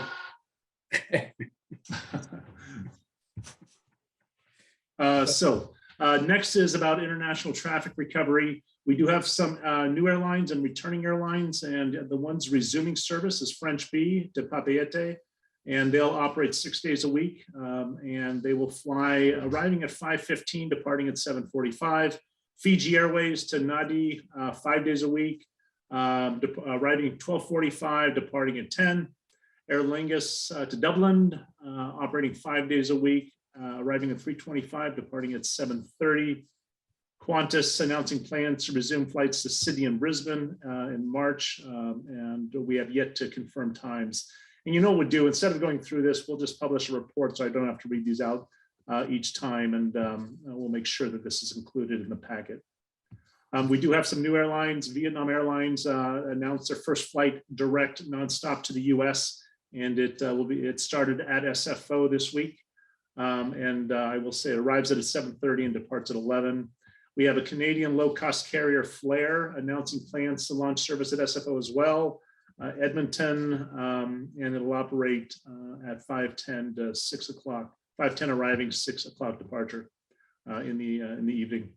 And then 3 times a week to Vancouver, also arriving 8:30 a.m. and departing at 9:15 a.m. And then Air Transat also announcing plans to launch to Montreal, arriving at 10:20 p.m., departing at 11:40 p.m. We're closely monitoring Omicron variant and following the US government's actions related to that and the travel bans from countries, South Africa and a number of other countries in the African continent. We have been participating in a pilot program with CDC to track new COVID variants that may enter the US.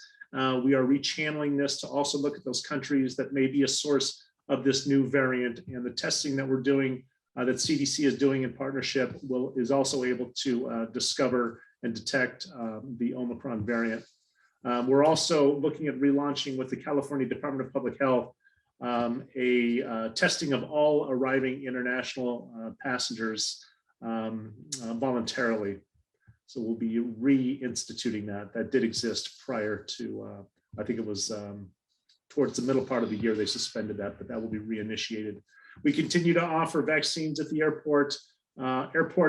All on-site personnel, we put out an operations bulletin requiring all on-site personnel of the 30,000 employees, and we have about a 90% compliance with that.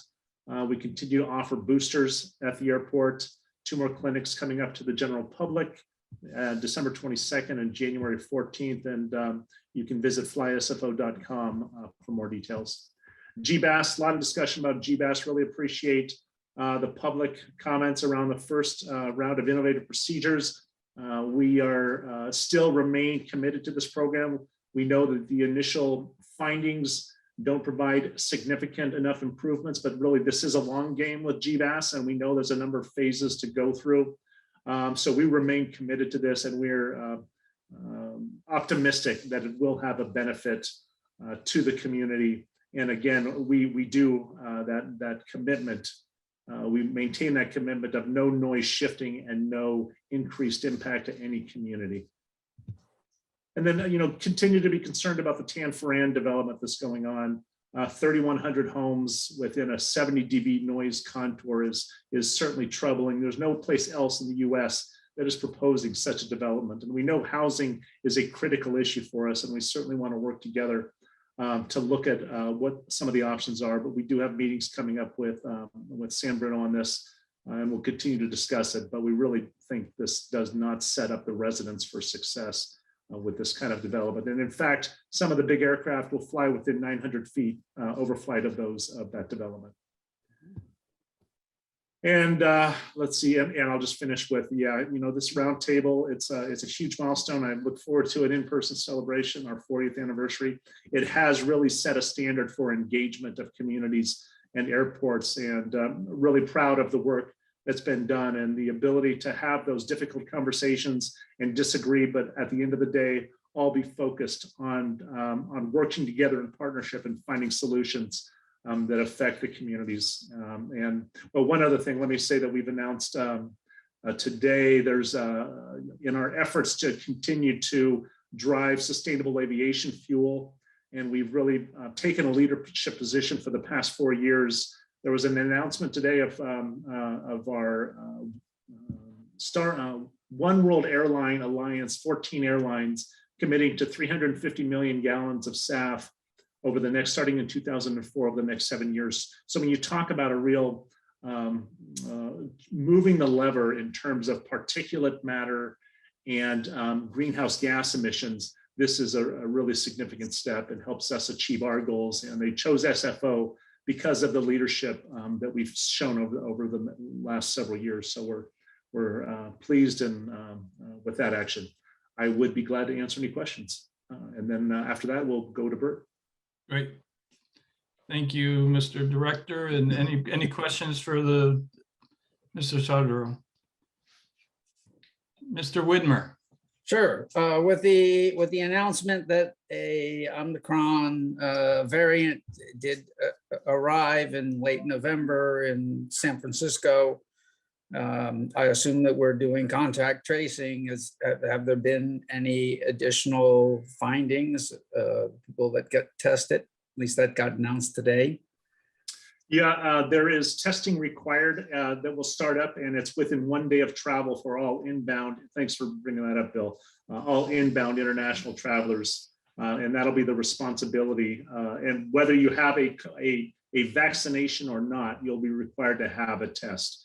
And that will be the obligation of the airlines to confirm they have the test. Anyone coming from the banned countries is rejected if they happen to get on a flight that arrives, and they will be rejected by the Customs and Border Protection. But with the individual that got here, I believe it was the 29th of November, is the airport, or is it up to the state to do all the contact tracing to find out who that scientist met with, and are there any additional variants? The contact tracing is done by the Department of Public Health. Okay. I don't know which Department of Public Health, or whether that was Cal or whether that was one of the counties. Okay, so I would assume that your people that also are meeting them at the airport are going to be included in that as well. We are included. Any airport employees that are defined as close contact, or any airport passengers defined as close contact, are also part of the contact tracing. Okay, all right, thank you very much. Thank you. Thank you. Any other questions for the airport director? And having no hands raised, Terry O'Connell, see you. And this might not be the right place, but I know that we had quite a few comments about the new Anem program, and I am hoping that we can set up some sort of outreach for our members and for the public on what the new Anem process will mean for our communities, and how we can interpret that data and what kind of information will be able to provide for us. So thanks, Terry. Glad to do that. Yeah, thank you. It's a comment and hopefully a future outcome. You know, might be a good topic for our technical working group. So we can talk about that. I think that would be great. So with that, I guess we are going now to Mr. Ganag from the noise abatement office. Are you with us? You're muted.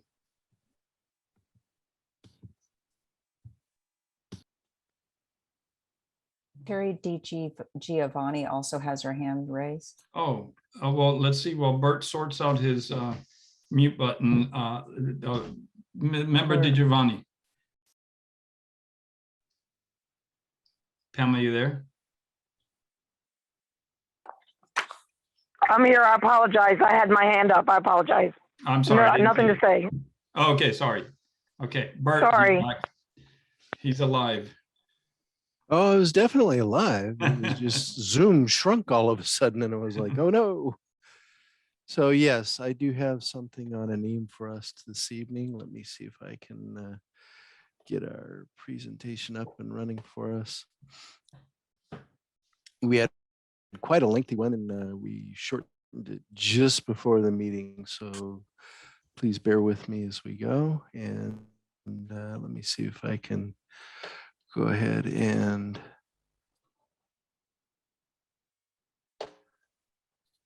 get the proper one up for you folks. There we are. So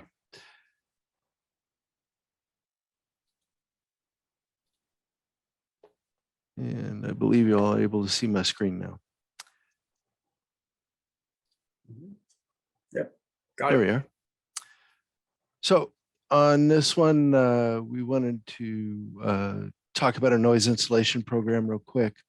We have a 5-year summary on the screen here, and the reason for it is we wanted to make sure that we wanted to show how we're doing the Second Chance Initiative as well as the Replacement Initiative, looking at the 5 years on it, the different grants that we had for it. It's a lot of very dense information, but the real quick summary on it is here we are today. We're getting ready to kick off a bunch of grants that will add quite a few homes to the program. And it's far more than we've done in years past. So by the time we reach the end of the 5-year span, we'll have over 700 homes through the mitigation program, which is a real hats off to my colleagues in the noise insulation program to do an outstanding job. And I want to thank the airport director for putting the onus on us to get this program really going into full year. Looking at the current noise insulation program for the current fiscal year, what we're seeing here is that we have 55 homes completed, roughly $4.1 million. Through the pilot contract, we had 19 homes. In the 2019 grant, we had the 36 homes. Next, we'll see April 22. We'll have over 100 homes completed at $11.2 million. And then towards the end of fiscal year 21-22, we'll see that we have had the amount of homes reach 130 plus. Jumping into our Gbass update real quick, wanted to let everybody know there was some mention earlier about the way we were talking about the program and the way the procedures, sorry, and how we looked at them. And we decided we group them up and make it color coded so that we could look at the process and we could see better how the green would show those that modeled noise reduction. The uncolored or white show modeled neutral noise.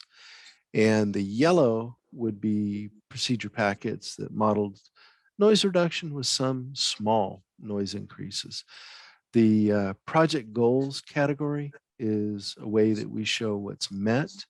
We're talking about the noise reduction with the microphone, redundancy for the ILS system, the instrument landing system is the 2 gears, the efficiency or recycling logo there. And then the clock talks about reducing delays. And people might initially kick back on that one, but I want to point out that delay reduction is good. If we keep the flights more towards their normal arrival and departure times, we don't have the issues of flights going later into the evening. And so this will be is a tool that we have shared with the Roundtable for helping with the decisions.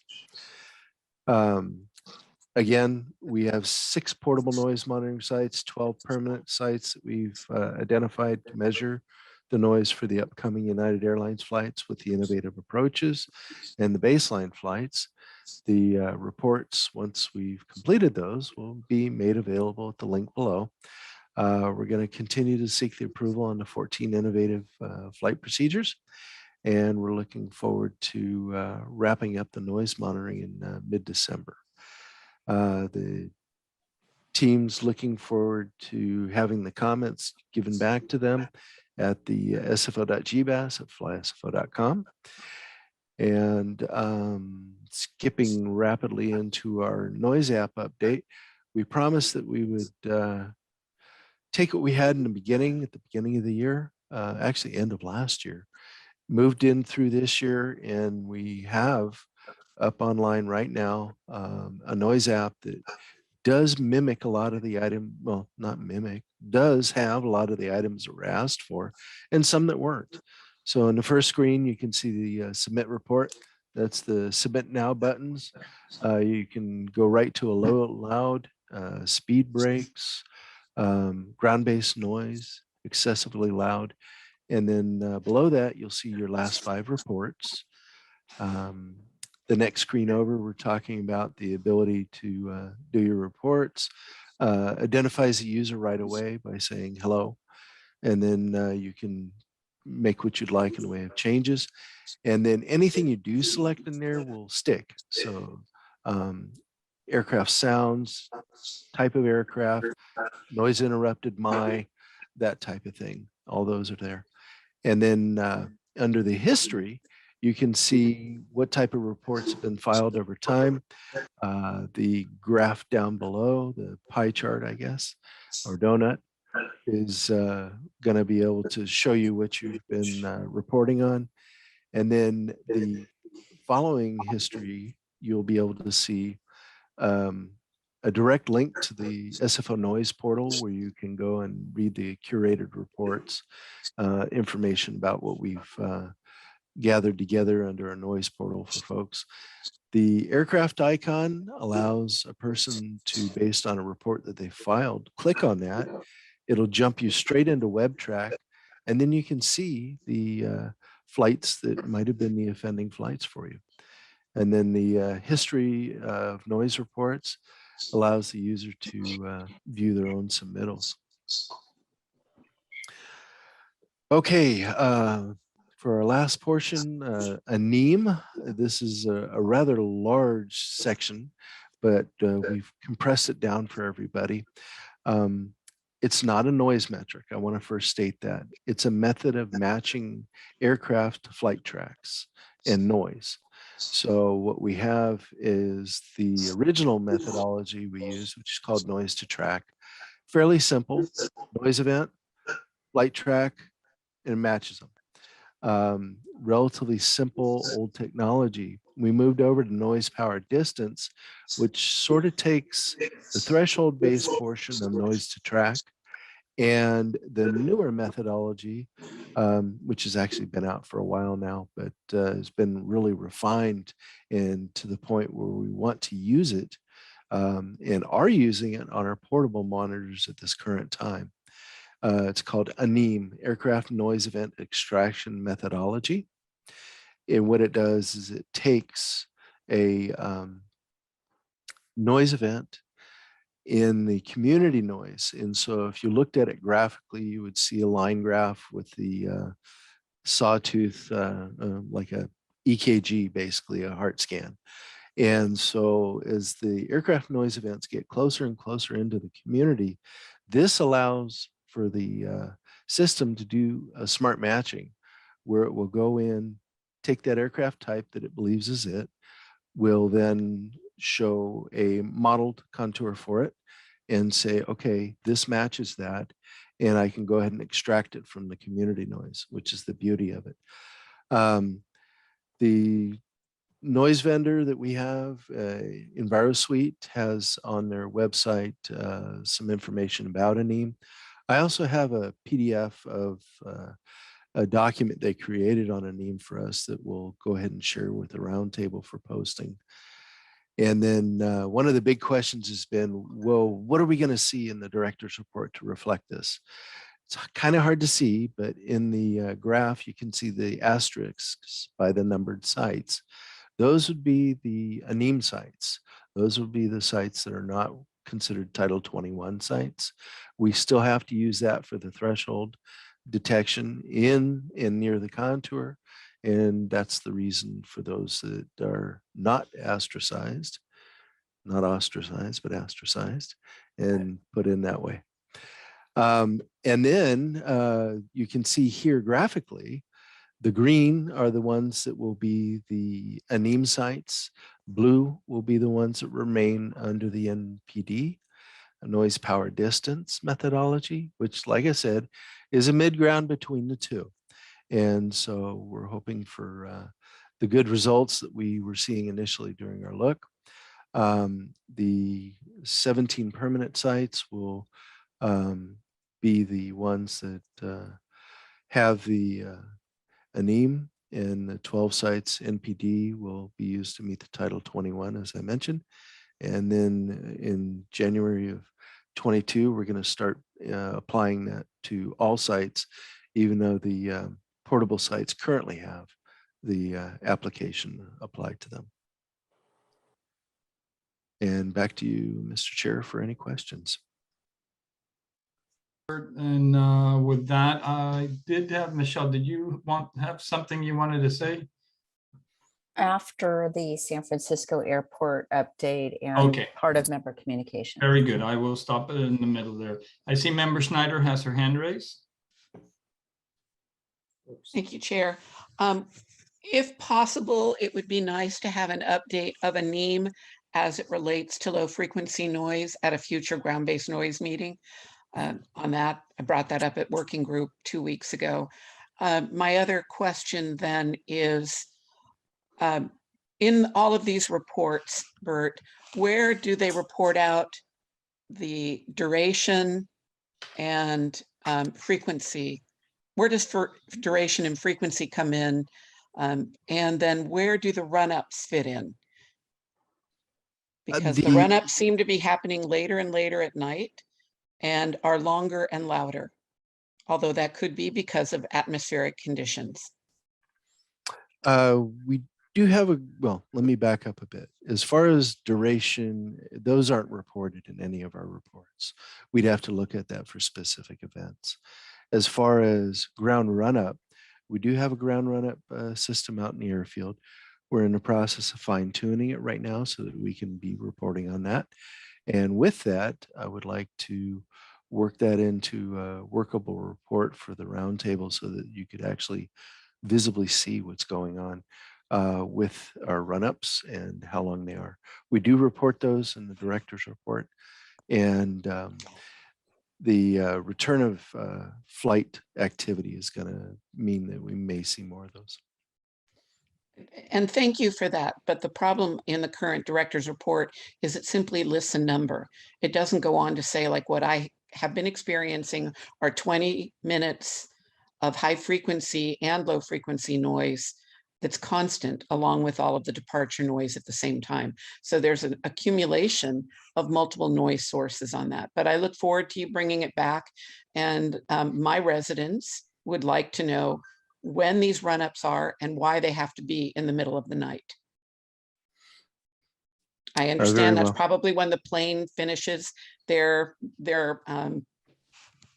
updates or maintenance at the maintenance facility, but they are becoming more frequent and longer and louder.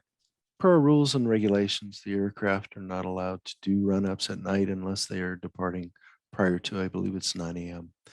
And if the flight's departing in the daytime, they have to do run-up during the daytime. Well, I'm sure my community would appreciate all run-ups during the daytime. Okay, so do we have any other questions from members? I don't see any hands raised. Michelle, do you want your comments before or after the public comment? I think it should be before public comment. Perfect. Okay, so then please go ahead. Thank you very much.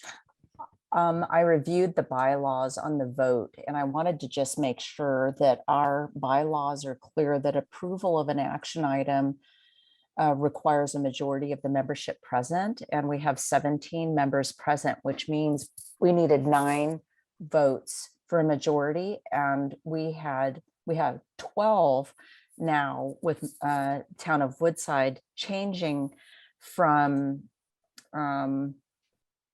abstention, and so we could still pass with him back at extension because all we needed was 9 votes. So I wanted to just give that opportunity, and we had 12 with his vote in. Okay, so to be clear, the way we were counting it initially was compared to the total membership versus compared to the members present. Correct. And with comparing it to the total membership with the abstentions and the absences, it didn't pass, but the real vote should be the majority of the members present. So that's correct. So we do have that. Mr. Carvel, if you so wish, your vote no longer makes that difference. So if you wish to go back to abstention, this is your opportunity. I would, in that I believe that some points raised by the people who said no were valid points. However, I wasn't going to override the subcommittee and send them back to the drawing board. I did want to state that I have been a resident of Palo Alto, and I've been a resident of Burlingame, and so I can speak to living in both places, even though I'm now living in Woodside. So I did want to state that it's, and also in the eastern part of Menlo Park. So I can relate to those communities, but I will, if it can move forward without my change of vote, then I will keep it there, recognize as abstention, recognizing some of the points made on both sides. Very, very good. And I'm sorry you left Burlingame. That a great community, as are all of them. Good. Okay. Thank you for that, Michelle. And then now we're going to open it to members of the public to comment on the presentations. With that, I'll hand it over to Ms. Montes. Thank you, Chairman Ortiz. And I would just like to remind members of the public, you may press *9 to indicate your desire to speak. And I do have one hand raised, and that is by caller ending in 204. I believe that is Miss Mary Jo Fremont. So give me 1 second.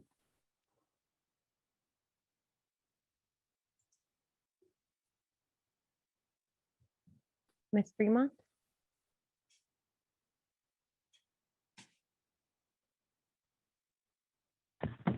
Mary Jo Fremont. My first comment is on Anem. Thank you to the airport for stepping up and for adopting a much better noise monitoring methodology for the non-Title 21 monitors, temporary or permanent.